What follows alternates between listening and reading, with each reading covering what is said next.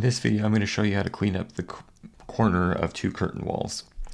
So I'm going to start with these two curtain walls right here that are at 90 degrees to each other. And I just want to make sure I get these in a nice perfect corner. So I'm going to come here and use my corner trim tool and just make sure I get these at a nice 90 degree like that.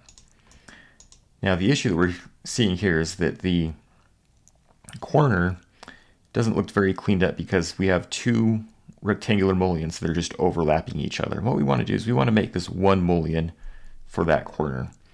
And so I'm just going to come here, I'm going to click on one of these mullions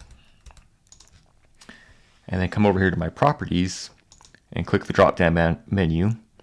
And I'm going to pick this 5x5 quad corner. And what this is going to do is this error is just telling me that I now have two mullions that are overlapping each other. So I'm going to go ahead and delete the one we're not using. And now I have a nice square corner mullion that cleans out a lot nicer than having those two just rectangular mullions that overlap each other.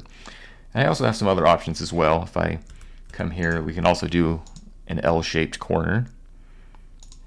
Basically the same thing, just now an L-shaped instead of a square.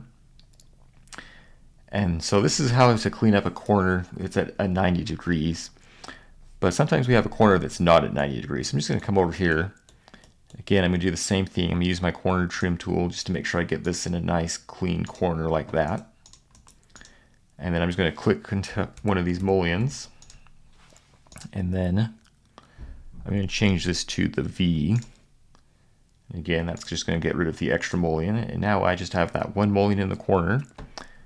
But I can also come over here and change this. And there's also an option for a trapezoid mullion as well. And so this is just how you can kind of clean up your corners of your curtain walls a little nicer and get it to look really good in your 3D views.